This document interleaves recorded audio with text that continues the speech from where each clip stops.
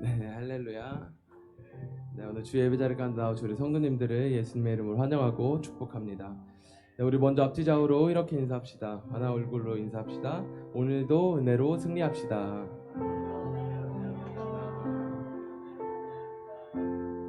네, 오늘 이 복된 주일 은혜로 승리하는 우리 모두가 되기를 간절히 소망합니다. 이 시간 오늘 예배를 통해 나에게 부어질 은혜를 기대하며 함께 찬양함으로 나아갔으면 좋겠습니다. 자리가 불편하지 않으신 분들 함께 일어나셔서 기쁨으로 고백하며 나아갑시다. 자, 우리를 깨끗게 하실 수 있는 분은 주님 한 분밖에 없는 줄로 믿습니다. 함께 고백하며 나아갑시다.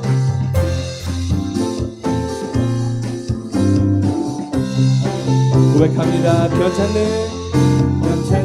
주님의 사랑과 거룩한 보혈의 공로를 우리 다 찬양을 합시다. 주님을 만나고 다시 한번 더 변찮는 주님의 사랑과 거룩한 보혈의 공로를 우리 다 찬양을 합시다. 주님을 만나볼 때까지 예수를 우리를 깨끗게 하시는 주시는 그의 피 우리를 눈보다 더 이게 하셨네. 우리를 깨끗게 하시는 무궁한 생명의 물이새 생명의 구원을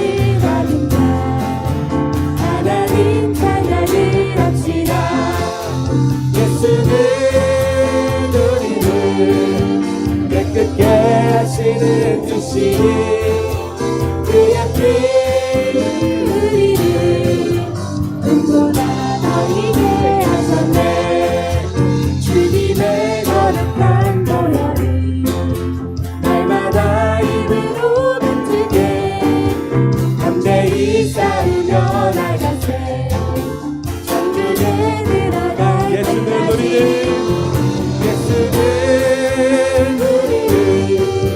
깨끗게 하시는 주시니 그의 피 우리를 눈보다 더 이게 하셨네.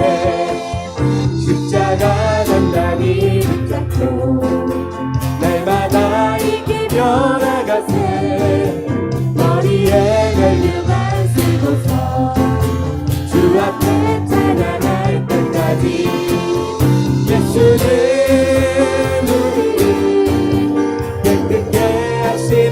주시니 그의 피 우리를 눈보다 더 이게 한번 처음부터 고백합시다. 변찮는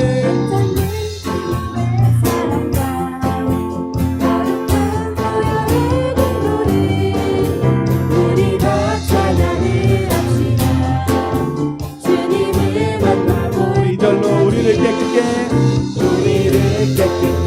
하기를 생명의 물이새 생명의 구원을 받은 자 하나님 찬양을 합시다. 예수는 우리를 깨끗게 하시는 주시니 그의 피 우리를 눈보다 더 3절로 고백합니다. 주님의 거룩한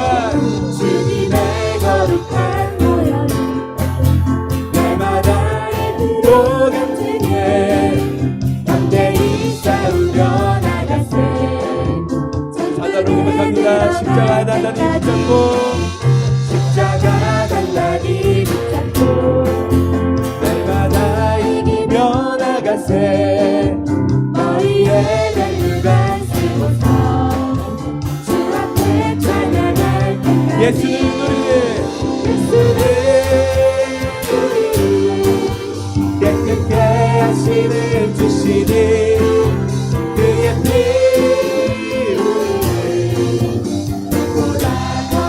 예수는 우리를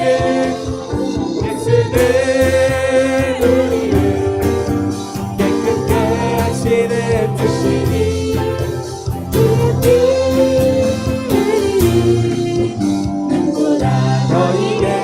나의 죄를 씻기는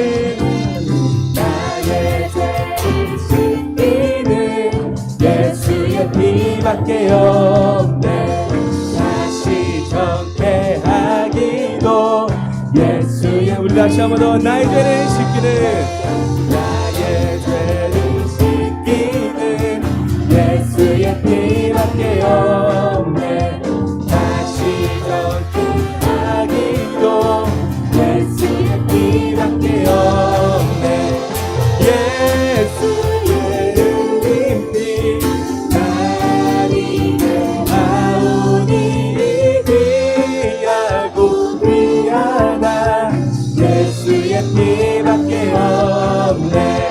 나를 정죄하기는 예수의 피밖에 없네. 사죄하는 증거도 예수의 피밖에 없네. 예수의 흘린 피 나를 대하오니 귀하고 귀하다. 예수의 피밖에 고백합니다. 나의 죄 속하기는 예수의 피밖에 없네. 나의 공로 없으니 예수의 피밖에 없네. 예수의 흘린 피 나를 대하오니 귀하고 귀하다. 우리 다시 한번 고백합니다. 예수의 흘린 피 예수의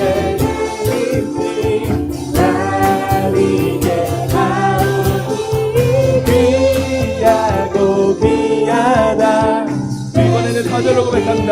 영원함과 소망은 예수의 피밖에 없네.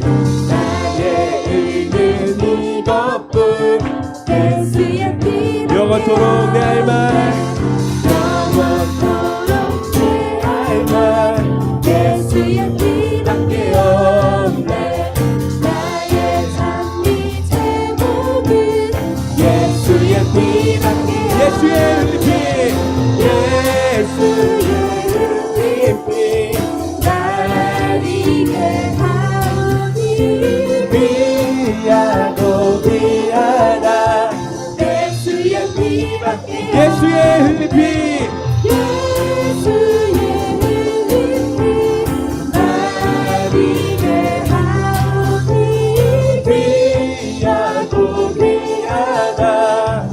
마지막 고백하며 나아갑시다. 예수의 피 예수의 피 나를 대하오니 귀하고 귀하다. 예수의 피밖에 없네. 할렐루야. 귀한 주님의 보혈을 의지하며 나아갑니다. 홀로여가 받아 주시옵소서. 아멘.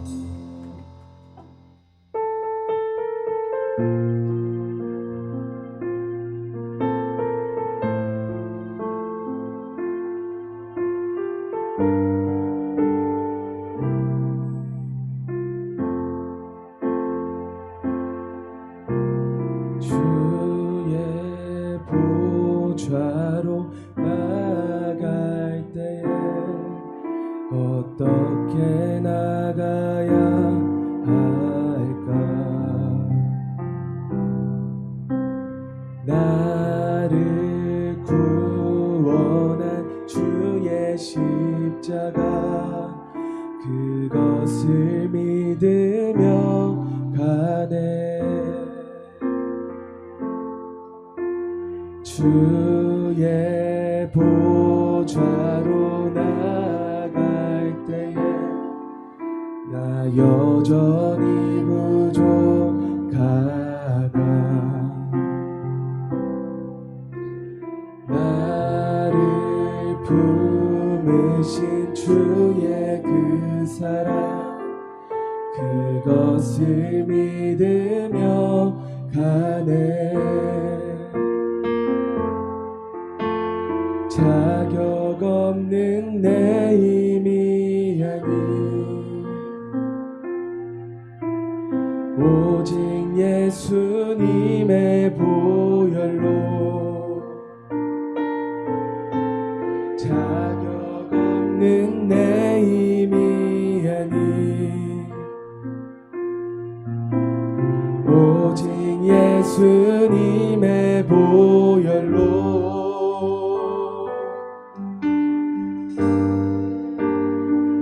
십자가의 보혈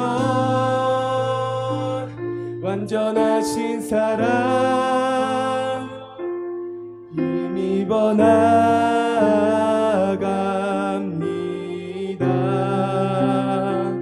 십자가의 보혈 완전하신 사랑 힘입어 예배합니다.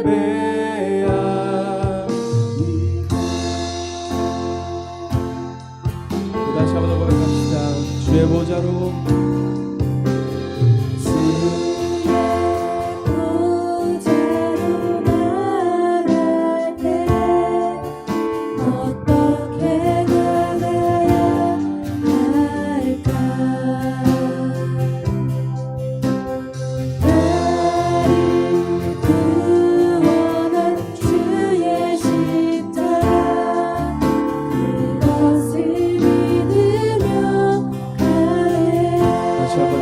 보좌로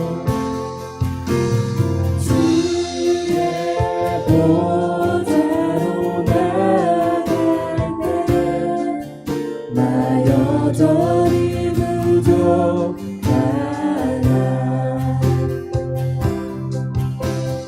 나를 끊으신 주의 그 사랑 그것을 믿으며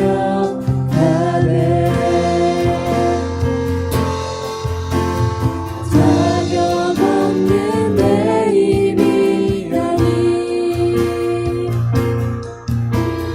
오직 예수님의 보혈로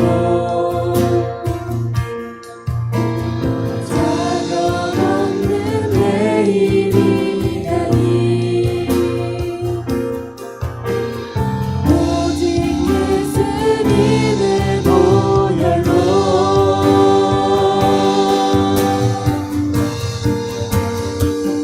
십자가의 보혈 완전하신 사랑 힘입어 나갑니다.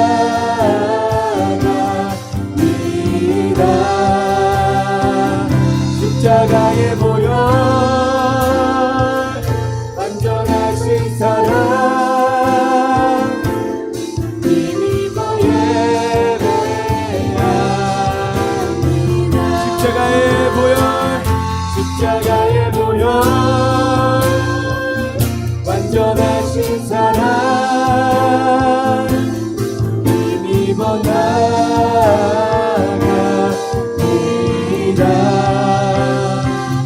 십자가의 보혈 완전하신 사랑 힘입어 예배합니다.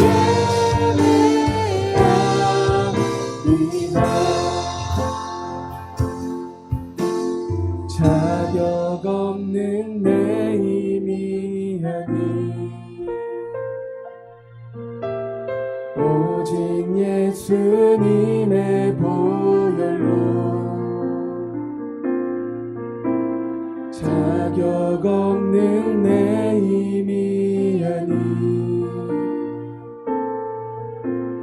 오직 예수님의 보혈로 자격 없는 내 힘이 아니 오직 예수님의 보혈로 자격 없는 내 힘이 아니 자격 없는 내 힘이 아니 오직 예수님의 보혈로 함께 고백합니다.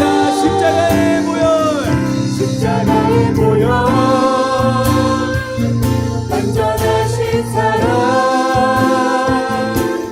힘입어 나갑니다.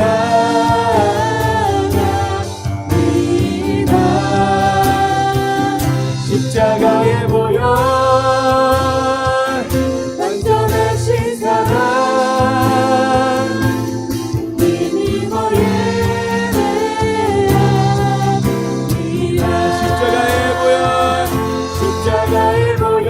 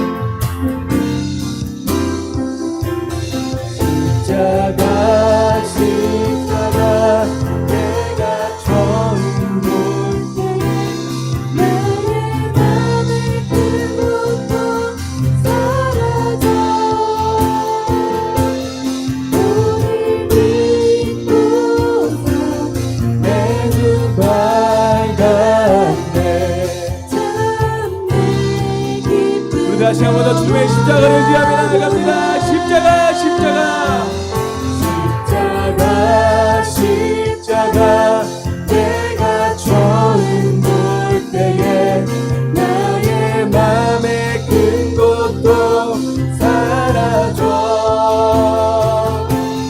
오늘 믿고서 내 눈 밝았네.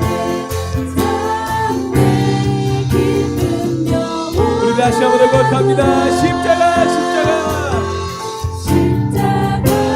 십자가 내가 처음 볼 때에 나의 맘의 큰 것도 사라져. 오늘 믿고서 내 눈 밝았네.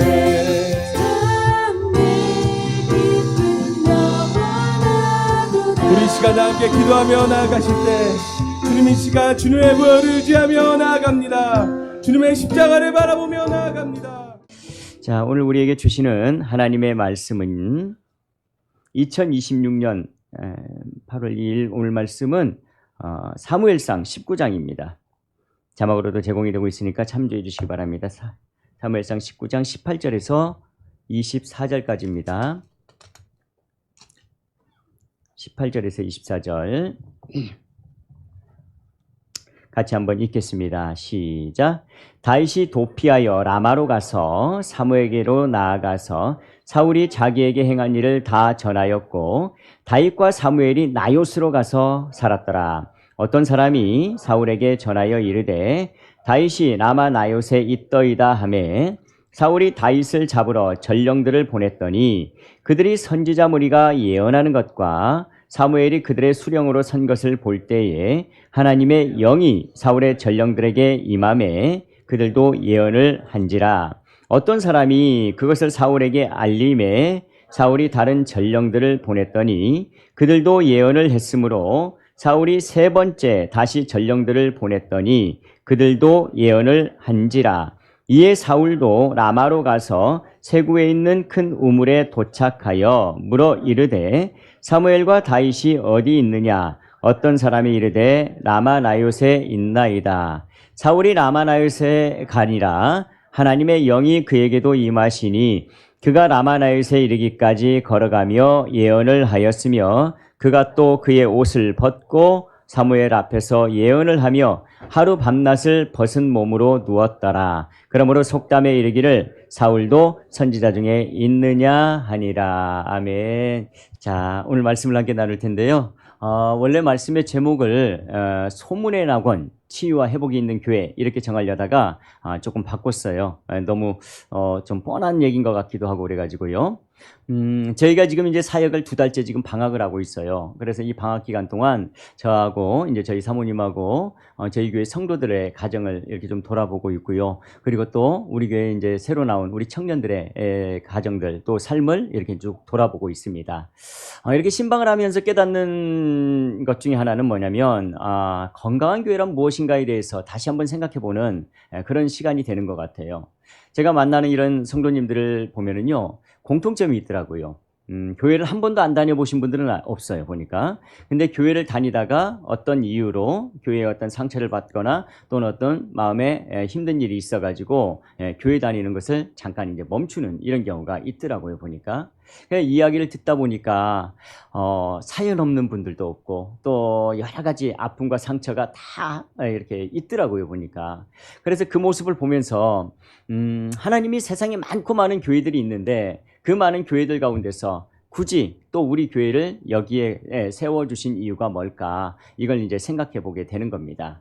그것은 다름 아닌 하나님이 건강한 교회를 세워서 그 어떤 사람이 이 교회에 온다 할지라도 그들을 위로하고 회복시킬 수 있는 그런 건강한 교회를 만들라고 하나님이 우리 교회를 세워주신 줄로 믿습니다. 그래서 오늘 본문은 바로 그런 건강한 교회가 무엇인지를 잘 보여주는 그런 말씀이라고 할 수 있을 거예요. 자, 오늘 본문은 다윗과 사울이라는 사람에 관한 이야기입니다. 오늘 본문보다 조금 앞선 17장에 보면은 양치기 목동으로 있었던 다윗이 역사의 무대 가운데 이제 확실하게 데뷔를 하는 사건이 나오는데요. 여러분도 잘 알고 있는 그 유명한 다윗과 골리앗의 사건입니다.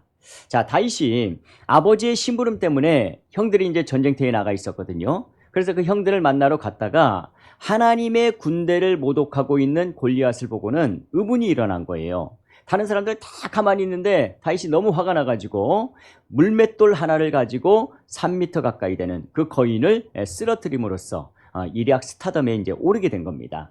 그랬더니 이제 수많은 사생팬들이 뭐 사울이 죽인 자는 천천히요, 다윗이 죽인 자는 만만이다 그러면서 사울보다도 오히려 다윗을 막 찬양하고 높이니까 자, 이때부터 사울 안에 시기와 질투가 생기기 시작하는 거예요. 그래서 결국에는 자기의 사이였던 이 다윗을 죽여야겠다 이런 결심을 하게 된 겁니다. 그리고 이제 오늘 본문이 있는 사무엘상 19장으로 넘어오면서 이제 사울이 본격적으로 다윗을 죽이려는 액션을 취하게 되는데요. 이때부터 이제 다윗의 기나긴 10여 년간의 이제 도피 생활이 본격적으로 시작이 되게 된 겁니다. 자, 그나마 이제 다행인 것은 그의 도피를 위해 도움을 주었던 사람들이 많이 있었는데 그 중에 한 사람이 사울 왕의 아들이자 다윗의 처남이었던 요나단, 그리고 그의 아내 이제 미갈이었어요. 자, 문제는 이제 그 다음이에요. 이들의 도움으로 다윗이 사울이 있는 그 성을 어렵게 이제 빠져나오기는 했는데 막상 나오니까 어디로 가야 할지 도무지 생각이 안 나는 거예요. 너무나 막연한 거죠. 자, 그때 다윗에게 생각났던 사람이 한 사람이 있었는데 바로 선지자 사무엘이었어요. 그러니까 과거에 자신을 차기 왕으로 지목하면서 이렇게 머리에 기름을 부었던 킹메이커, 누구보다도 사울 왕의 악함을 잘 알고 자신의 처지를 가장 잘 이해해 줄 것 같았던 그 사무엘 선지자를 다윗이 이제 수소문을 해가지고 이제 찾아간 겁니다. 당시 사무엘 선지자는요, 이제 현직에서 은퇴한 상황이었어요.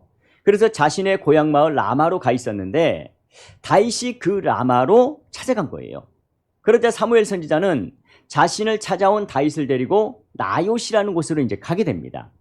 우선 여기서요, 라마라는 이름은 지명이에요, 지명. 그리고 앞서 말씀드린 대로 사무엘의 고향 마을 이름이에요. 그리고 뒤에 나오는 나요스는 어디냐면 어떤 처소를 가리키는 명칭이라고 보시면 되는 거예요. 그러니까 쉽게 제가 여러분에게 설명을 드리면 어떤 사람이 부천에 있는 저를 만나러 온 거예요. 그래서 제가 시무하는 엘그림 교회로 그 사람을 이제 데리고 간 것이라고 보시면 되는데, 그러니까 라마나얏, 그러면 지금 저로 말하면 부천에 있는 엘그림 교회 이렇게 보시면 되는 거죠. 자, 그래서 어쨌든 그래서 오늘 본문에 다윗이 나요시라는 처소에 가보니까 이 선지자들의 이제 무리가 거기에 있었고요. 이 사무엘 선지자가 그들을 교육하는 지도자였다는 내용을 고려해 볼 때 사무엘 선지자는 그 자신의 처소인 나요곳에서 앞으로 하나님의 일을 감당해낼 그 선지자들을 길러내고 있었던 거예요. 그러니까 지금 우리로 말하면 이제 제가 성도들에게 제자훈련, 양육훈련을 통해서 앞으로 교회 일꾼으로 하나님의 귀한 일꾼으로 세워가는 그런 일을 지금 사무엘이 하고 있었던 거죠. 자, 그 내용이 오늘 보면 18절에 나오고요. 자, 한번 같이 읽어볼까요? 18절 시작. 다윗이 도피하여 라마로 가서 사무엘에게로 나아가서 사울이 자기에게 행한 일을 다 전하였고 다윗과 사무엘이 나요스로 가서 살았더라. 아멘. 자, 보세요. 사무엘이 다윗을 라마나요스로 데리고 갔어요. 자, 근데 문제가 생겼습니다. 자, 이름이 나오지 않는 어떤 사람이 사울에게 다윗이 지금 사무엘이 머물고 있는 라마나요스에 있다라고 고자질을 한 거예요. 그러자 사울 왕은 다윗을 죽이기 위해서 라마나요스로 암살 특공대를 보내게 된 겁니다. 자, 그 내용이 오늘 보면 19절 20절에 또 나와요. 같이 한번 또 읽어보죠. 시작. 어떤 사람이 사울에게 전하여 이르되 다윗이 라마나요스에 있더이다 하매 사울이 다윗을 잡으러 전령을 보냈더니 그들이 선지자 무리가 예언하는 것과 사무엘이 그들의 수령으로 선 것을 볼 때에 하나님의 영이 사울의 전령들에게 임함에 그들도 예언을 한지라. 아멘. 자, 사울왕의 지령을 받은 다윗 암살 특공대가 지금 라마나요스로 침투를 한 거예요. 정말 긴박한 상황입니다. 그런데 아마도 그때가 이제 사무엘 선지자가 그 선지자 생도들을 데리고 예배를 드리고 있었던 것 같아요. 훈련생들을 인도하면서 뜨겁게 찬양하고 뜨겁게 기도하고 있었던 것 같은데 감사하게도 이 암살단원들이 그 시간에 그만 은혜를 받아버린 거예요. 그러자 은혜가 충만해진 이 암살 특공대가 그 자리에서 다윗을 죽이는 것이 아니라 오히려 하나님을 막 찬양하고 예언을 하고 예배를 드리고 이런 일들이 일어난 거예요. 여러분 어떻게 이런 일이 가능할 수 있겠어요? 하나님이시니까 가능한 거예요. 그래서 저는요 오늘 말씀을 준비하다 보니까 문득 이제 오래전에 들었던 한 목사님의 간증이 좀 생각이 나더라고요. 이분은요 MBC 기자 출신이고요 뉴스데스크 앵커도 하셨었고 MBC라고 그래가지고 인터넷으로 하는 MBC가 있거든요. 근데 거기에 사장까지 지내셨던 분이에요. 기자 생활만 25년 동안 행했던 언론인입니다. 그러는 중에 이 모태신앙인 아내를 만나가지고 그 아내와 결혼하고 싶어가지고 아내한테 나하고 당신하고 결혼하면 앞으로 나도 교회 다닐게 이렇게 약속을 한 거예요. 근데 이제 막상 결혼하고 나니까 교회의 교자도 꺼내지 못하게 그렇게 한 거예요. 나중에 이제 해외 특파원으로 근무를 하면서 부인한테 이제 좀 미안하니까 아내만 주일날 교회 가게 만들고 본인은 교회가 아닌 이제 골프장으로 매주 그렇게 이제 간 겁니다. 그러다가 이제 다시 한국으로 돌아와서 이제 교회 그만 다니라고 아내한테 말을 했는데 이 아내가 도무지 말을 안 듣는 거예요. 그런데 이제 어느 날부터인가 아내가 새벽 예배를 나가기 시작하더라는 겁니다. 이게 당시 이 아내분이 혈압이 저혈압이었다는 거예요. 그래서 새벽에 잘 일어나지를 못했는데 어떻게 된 것이 새벽만 되면 벌떡벌떡 일어나가지고 이렇게 교회를 가니까 남편의 생각에 이 사람이 혹시나 뭔가 이상한 단체에 빠진 게 아닌가 화도 나고 이제 궁금해지기 시작한 거예요. 그래서 어느 주일날 마침 이제 그날은 골프장이 쉬는 그런 휴일이었던 것 같아요. 그래서 갈 데도 없고 그래서 아내가 정말 교회 갔는지 확인해 보기 위해서 아내 몰래 이제 교회를 이제 찾아간 겁니다. 그리고 그곳에서 이분은 난생 처음 보는 이상한 광경에 충격을 받은 거예요. 그날 목사님의 설교가 딱 끝나고 나니까요. 목사님이 우리 다 같이 기도합시다. 그랬더니 성도들이 다 같이 이곳저곳에서 한 번도 들어보지 못한 중얼중얼 막 그러면서 기도를 하니까 이분이 막 굉장히 무섭더라는 거예요. 저 사람들이 도대체 뭔 소리를 저렇게 중얼거릴까. 그래서 너무 큰 충격을 받아가지고 집에 돌아와서 아내한테 막 협박을 한 거죠. 이상한 교회다 그거. 그런 이상한 교회는 절대 나가지 마. 이렇게 호통을 쳤는데 역시나 아내가 들은 척도 안 하는 거예요. 대꾸도 하지 않고 가만히 있는 거예요. 이래서는 안 되겠다 싶어가지고 그러면 내가 지금 직업이 기자니까 기자 정신을 발휘해서 이 교회가 어떤 문제가 있는지 다 파헤쳐가지고 사람들에게 만반에 다 알려야겠다. 이 악의 수렁에서 내 아내를 건져내야겠다. 이제 그런 결심을 하고 그때부터 이제 순수하지 못한 목적을 가지고 아내를 따라 교회를 다니기 시작한 겁니다. 자, 그렇게 이제 교회 나가서 목사님의 설교를 들어보니까 목사님의 말씀은 구구절절 다 옳은 말이더라는 거예요. 근데 이제 문제는 역시나 성도들의 반응이 너무 마음에 들지가 않는 거예요. 아니 가만히 자리에 앉아가지고 말씀만 들으면 되지 왜 노래를 부르면서 자꾸 손을 들느냐는 거예요. 막 손을 들고 막 울기도 하고 이러니까 이 사람들 진짜 단체로 단단히 미쳤구나 이 생각이 드는 거예요. 그러면서도 마음속에는 좌우지간 건수 하나만 잡혀봐라. 내가 기자 정신을 발휘해서 이 교회를 완전히 초전박살내야지 이러고 있었는데 어느 날 그날도 이제 아내를 따라 이제 교회를 나간 거예요. 그 자리에 여러분처럼 이렇게 앉아 있는데 그날 이제 예배 때 부르는 찬송이 하나 있었는데 그 찬송이 온 거예요. 너 예수께 조용히 나가 내 모든 짐 내려놓고 이 찬송을 부르는데 자기도 모르게 갑자기 그냥 눈물이 괄칵 쏟아져 버리는 거죠. 그 순간 한편으로는 누가 볼까 창피하기도 하고 자기가 이런 노래 한 곡에 이렇게 처참하게 무너지는 것에 대한 자존심도 상하고 그래가지고 막 이제 충격을 받았는데 가만히 이제 아내가 뭐 하나 이렇게 보니까 아내가 자기를 보더니 같이 울고 있더라는 거예요. 그래서 나중에 알고 보니까 1년 전부터 이제 아내가 자기가 속한 그 구역 식구들에게 우리로 말하면 목장이죠. 목장 식구들에게 내 남편이 좀 변화되게 해달라고 그렇게 같이 예수 믿고 교회 나가게 해달라고 기도 부탁을 했다는 거예요.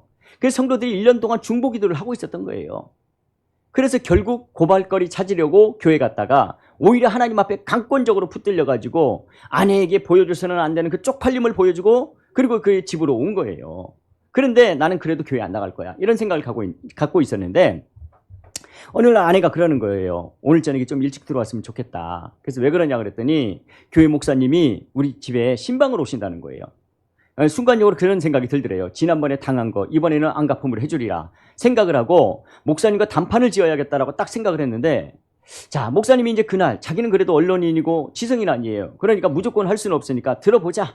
그래서 말씀을 이제 먼저 딱 듣고 난 다음에 갑자기 목사님이 그러는 거예요. 형제님, 제가 따라하는 걸, 제가 하는 걸 따라하십시오. 그러더라는 거예요.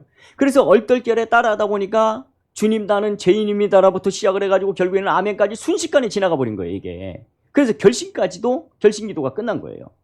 결국 자신도 알 수 없는 어떤 강력한 힘에 이끌려서 순식간에 그날의 사건을 생각하면서 야, 내가 지금 항공문서에 사인하고 말았구나. 내가 졌구나. 내가 내 인생의 주인이 아니었구나. 이걸 깨닫고 그때부터 이제는 교회의 고발거리를 찾는 기자로서가 아니라 하나님의 사랑에 매여버린 온순한 양이 되어서 그렇게 예수님을 인격적으로 만나고 53세에 신학교에 들어가고요. 57세에 목사 안수를 받고 62세에 교회를 개척해서 지금은 자신이 핍박하던 그 예수님을 도리어 증거하는 목회자로 살아가고 있다는 거예요. 이분이 바로 서울의 베이직교회에 심호하시는 조정민 목사님의 이야기입니다. 여러분, 중요한 것은요, 지금 라마나요 가운데서 그와 같은 똑같은 역사가 일어나는 거예요. 근데 이런 놀라운 소식이 또 어떤 사람을 통해서 사울왕의 귀에 들어간 거예요. 임금님, 암살 특공대를 보내주셨잖아요. 근데 그 사람들이 자기들에게 맡겨진 임무는 수행하지 않고 오히려 성도들하고 같이 예배하고 기도하고 막 눈물을 흘리고 그럽디다. 아무래도 임금님의 계획이 수포로 돌아간 것 같습니다. 이걸 전한 거예요. 결국 이름 없는 이 어떤 사람의 이야기를 듣고 사울이 뚜껑이 열려버린 거예요. 그래서 또다시 새로운 암살 특공대를 보내게 되는데 놀랍게도 그 팀에서 똑같은 역사가 계속 반복되는 거예요.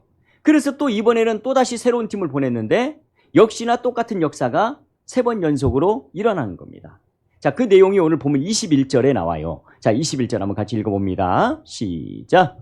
어떤 사람이 그것을 사울에게 알림해 사울이 다른 전령들을 보냈더니 그들도 예언을 했으므로 사울이 3번째 다시 전령들을 보냈더니 그들도 예언을 한지라. 아멘. 자, 이처럼 3번이나 암살 특공대를 파견했는데도 계속적으로 똑같은 역사가 반복된다면 여러분, 보통은 어떻게 해야 할까요?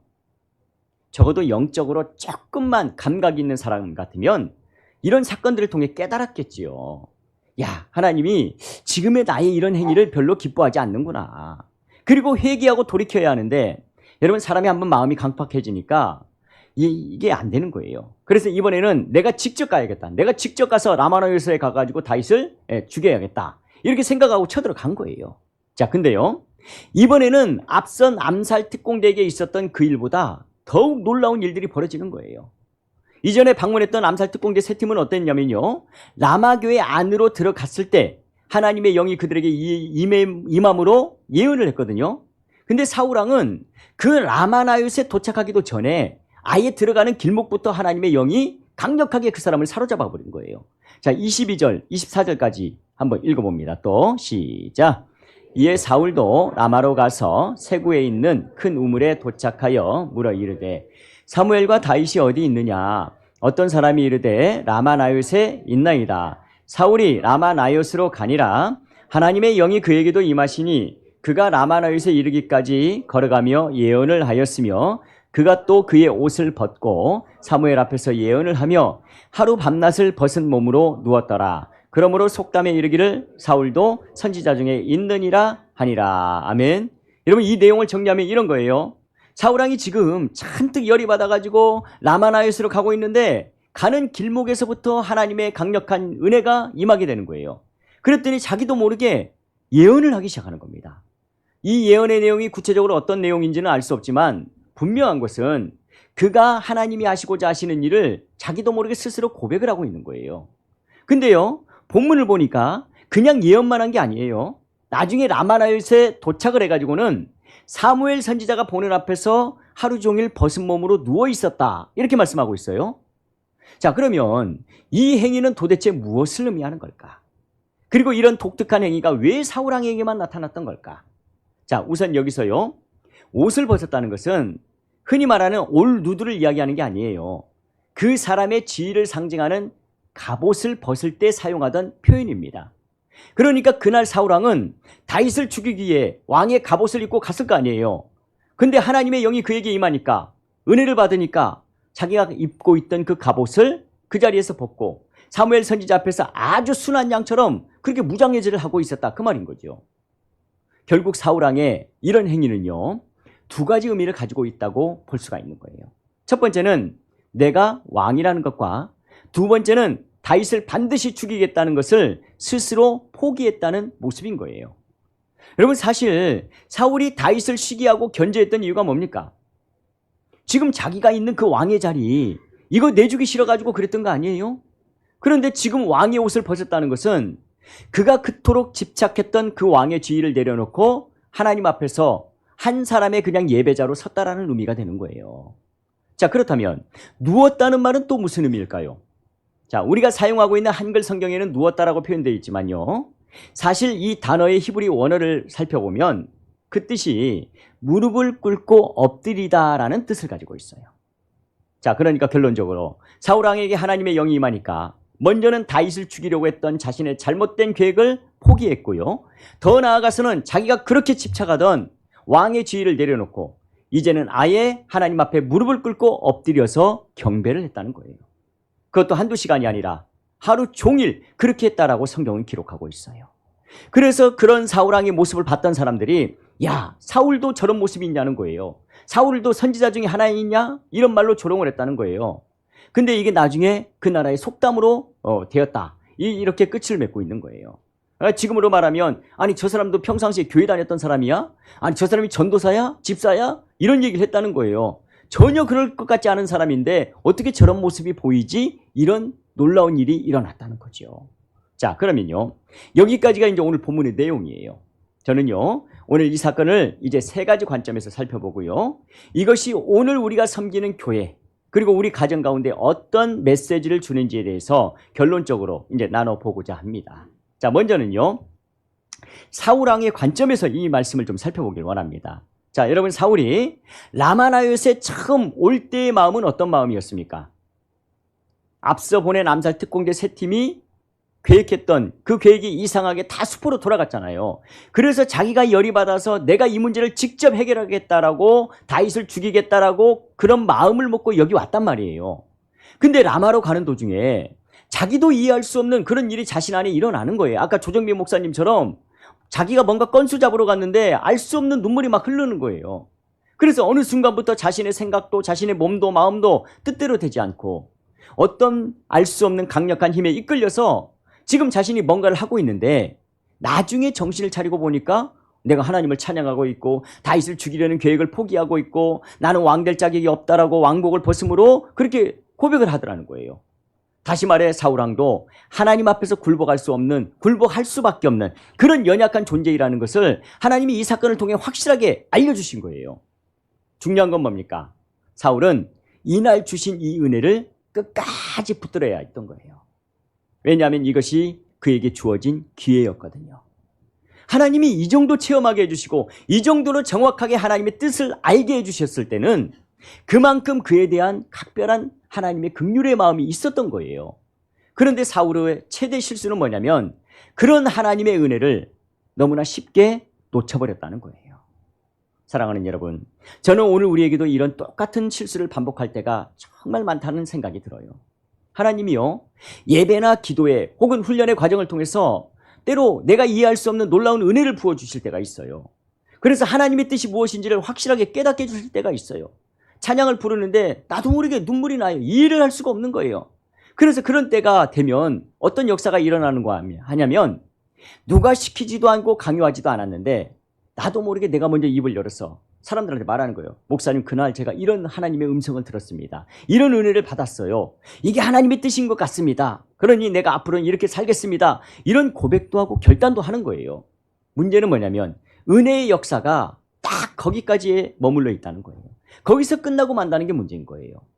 하나님이 말씀을 주시고 은혜를 주실 때 그것을 끝까지 붙잡고 순종해야 되는데, 은혜의 장소인 나마나요를 떠나는 그 순간부터 또다시 자신의 욕심과 계획을 앞세우는 옛사람의 모습으로 돌아가더라는 거죠. 결국 사울 왕이 그래서 망한 거예요. 여러분, 절대로 사울이 은혜를 못 받아서 망한 게 아니에요. 하나님이 기회를 안 줘서 망한 게 아니에요. 분명히 하나님이 은혜를 주셨고 하나님의 뜻이 뭔지도 보여주셨는데 그 순간 자신이 받은 그 은혜를 끝까지 지켜내지 못하고 또다시 자신의 욕심과 계획을 앞세우며 살다가 그렇게 망하고 말았던 거예요. 사랑하는 여러분, 저는 여러분이요, 어느 순간 하나님이 깨닫게 해주시고요, 은혜를 부어주실 때 절대로 그 은혜를 가볍게 여기지거나 또는 소홀히 여기지 않게 되기를 바랍니다. 우리 하나님은요, 오래 참아주시고 많은 기회를 주시지만 영원히 그렇게 하지는 않아요. 기회가 주어졌을 때 감사함으로 그 기회를 붙잡는 자가 하나님의 은혜를 매일같이 누리며 살아갈 수 있는 거예요. 자, 그러면요, 이번에는 다윗의 관점에서 이 사건을 좀 한번 살펴보자고요. 자, 앞서도 말씀을 드렸듯이 여러분, 다윗이 사울을 피해 사무엘이 있는 그 라마로 도망을 갔고요, 또 사무엘을 만나서 그가 머물고 있는 나요스로 가게 됩니다. 그런데 사울이 보낸 사람들이 그곳까지 찾아와서 자기를 죽이려고 했는데 갑자기 하나님의 영이 임하자 자기를 죽이려던 자들이 갑자기 예언을 하고 찬양을 하고 도리어 자신들의 죄악을 회개하는 그런 모습을 하고 돌아가더라는 거예요. 그리고 이런 똑같은 일이 몇 번이요? 연속으로 3번이나 계속 반복이 된 거예요. 근데 이제 조금 있으니까 이번에는 아예 사울왕이 직접 라마교회로 쳐들어온 거예요. 근데 놀라운 것은 사울은 아예 예배당에 들어오기 전부터 이 사람이 정상이 아닌 거예요. 평상시에 자기가 그렇게 무섭게 생각하던 사울이 갑자기 예배당에 들어오는 순간부터 막 그냥 당신은 사랑받기에 태어난 사람, 그러면서 당신은 언약 안에 있는 축복의 통로 막 이러면서 막 들어오더라는 거죠. 더구나 라마나요스에 들어와가지고는 아예 자신의 갑옷까지 딱 벗으면서 나는 이제 다윗을 죽이지 않을 겁니다. 나는 이 자리에 왕으로 온 것이 아니라 한 사람의 성도로 온 겁니다. 막 이런 이상한 고백을 하면서 땅에 무릎을 꿇고 회개하고 하나님을 찬양하는 그런 놀라운 모습을 여러분 다윗이 본 거예요. 자, 그러면요, 하나님께서는 이런 사울왕의 모습을 여러분 다윗에게 보여주면서 도대체 무엇을 말씀하시고 무엇을 가르치고자 그렇게 하셨던 걸까요? 이 세상의 진정한 통치자는 사울이 아니라 하나님이라는 거예요. 겉만 보면 사울이 이스라엘을 통치하는 것 같고 역사를 이끌어가는 어떤 주체처럼 보이고 그 사람의 목숨을 좌우하는 것 같은 그런 사람으로 보이겠지만 실제로는 그런 왕조차도 하나님이 다스리고 통제하는 분이라는 것을 다윗에게 가르치시고자 하나님이 그렇게 해주신 거예요. 여러분, 그래서 다윗은요, 나중에 사울왕을 자기 손으로 죽일 수 있는 기회가 2번이나 있었거든요. 근데 죽이지 않아요. 왜 그랬을까요? 이걸 믿었거든요. 역사의 주관자이신 하나님이 분명히 자기를 왕으로 세울 것이라는 그 약속을 주셨기 때문에 당장은 내가 힘들고 어렵고 이해할 수 없는 일들로 가득 차 있지만 이 안에는 하나님의 분명한 섭리가 숨어 있다는 걸 그는 믿었던 거예요. 그걸 믿었기 때문에 인내하며 참으며 하나님의 때를 기다렸던 거예요.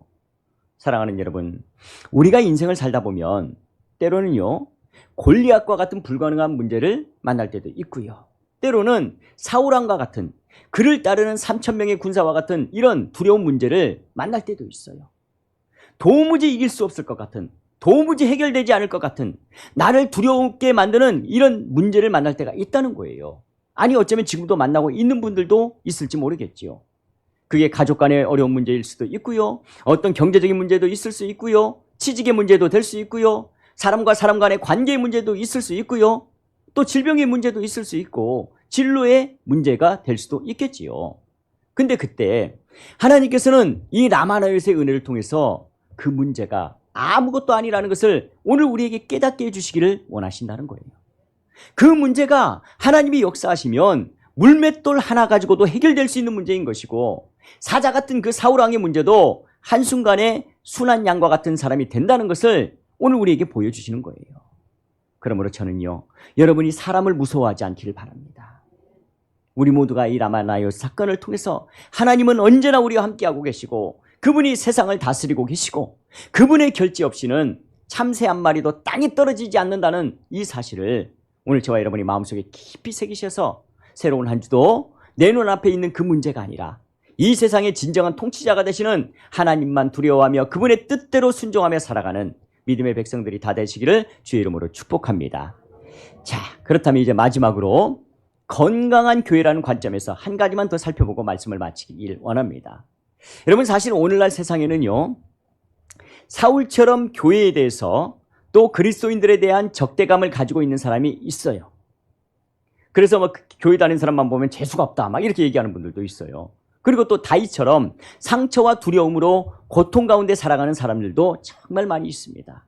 여러분, 이때 우리 교회가 이와 같은 모든 사람들을 다 품어낼 수 있는 그런 교회가 될 수는 없을까요? 여러분 혹시 그런 경험 해본 적 있는지 모르겠습니다. 여러분 내가 하루 종일 이런저런 일로 몸도 마음도 너무 지치고 피곤한 거예요. 그래서 직장 끝나고 그냥 집으로 가서 쉬고 싶은데 그날 하필 예배가 있는 날인 겁니다. 그래서 집으로 갈까 교회로 갈까 한참 고민하다가 어떻게 하나님의 은혜로 이제 교회에 나와서 앉아 있는 거예요. 근데 이제 찬양을 부를 힘도 없고 아무것도 할 힘도 없는데 그날따라 특별히 뭘 한 것도 아닌데 나도 모르게 갑자기 하나님의 위로의 눈물이 막 쏟아지는 거예요. 여러분 찬양을 부르다가도 말씀을 듣다가도 주체할 수 없는 이 폭포수와 같은 하나님의 은혜를 경험할 때가 있어요. 여러분 그 이유는 뭔지 아세요? 그 가운데 하나님의 강력한 임재가 있기 때문에 그런 거예요. 하나님의 위로가 있는 거예요. 중요한 것은 그 어떤 사람이라도, 다시 말해 사울 같은 강팍한 사람이랄지라도, 다윗 같은 상처받은 이런 사람이랄지라도 오늘 우리 교회에 들어오는 그 순간 누구라도 위로받고 변화될 수 있는 그런 성령 충만한 교회가 되어야 한다는 겁니다.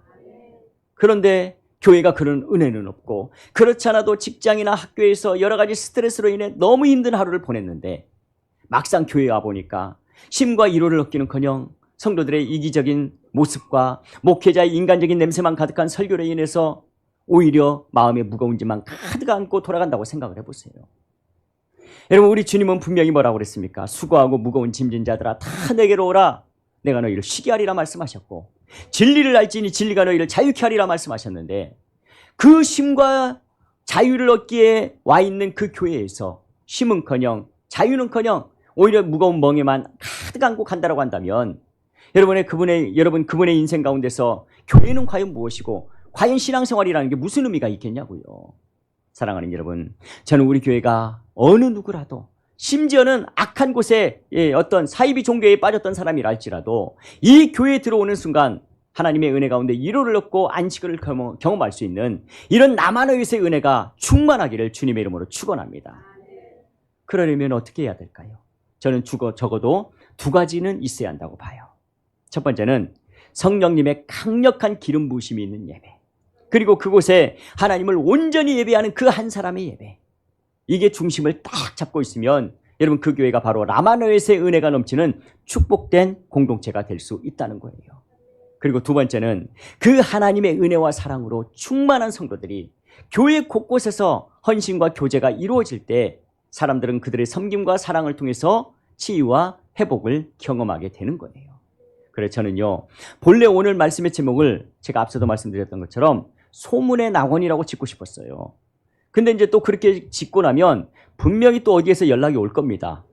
실제로 지난번에 제가 악동뮤지션의 슬픔, 기쁨, 아름다운 마음이라는 것으로 제목을 딱 쳤더니 기독교 공보라는 기독교 신문사에 전화가 온 거예요. 인터뷰 좀 하자고. 그래서 열심히 인터뷰를 했죠. 기사가 나왔습니다. 제 이름은 안 나오고 K 목사 이렇게 나왔더라고요. 그래서 그럴 수도 있을 것 같아서. 근데 여러분, 이 소문의 낙원이라는 노래 아시잖아요. 악동 뮤지션이 불렀던, 선교사의 아들, 딸이 불렀던. 근데 그 노래의 가사에 보니까 이런 일부가 있어요. 잠깐 앉아요. 따뜻한 스프와 고기가 있어요. 지친 나그네여, 도시에선 절대 알 수 없는 게 있죠. TV에선 절대 볼 수 없는 게 있죠. 소문의 낙원, 물집을 터뜨리고 붕대를 감았죠. 떠나야지만 알 수 있는 게 있지요. 지치고 병든 나그네여, 외톨이 나그네여, 당신의 불치병은 그곳에 존재할 수가 없어요. 당신의 불치병은 엘그림 교회 안에서는 절대로 존재할 수가 없다라는 이런 고백이 우리 교회를 방문하는 모든 사람들로부터 고백되어진다면 여러분 이거보다 더 큰 은혜가 어디 있겠어요. 사랑하는 여러분, 우리가 이때 기도해야 되는 거예요. 그래서 주님, 사무엘이 성도들과 영과 진리로 예배할 때 그 안에 강력한 성령의 충만한 역사가 나타나고 그로 인해 강팍했던 사울과 그 군사들의 마음이 녹아지고 깨어졌던 것처럼 오늘 우리 엘그림 교회 안에도 이런 폭포수와 같은 은혜를 허락해 주옵소서. 그래서 그 어떤 사람이 찾아온다 할지라도 하나님의 은혜 안에 깨어지고 녹아지는 은혜를 경험하게 하여 주옵소서. 또한 우리 교회 안에 다윗처럼 세상 가운데 많은 아픔과 상처를 가지고 오신 분들이 성도들의 따뜻한 사랑과 섬김을 통해서 하나님의 위로와 회복을 경험하게 하여 주시옵소서. 이런 건강한 교회, 이런 행복한 교회, 이런 치유가 있는 교회, 이런 교회가 우리 교회가 되어야 할 줄로 믿습니다. 이런 교회가 되기 위해서 우리는 훈련을 받는 거예요. 우리가 먼저 이런 예배를 누리고 우리가 이런 은혜를 먼저 누려야만 다른 사람에게도 이 은혜를 나눠줄 수 있는 거거든요. 자, 우리 함께 기도하며 나아가길 원합니다.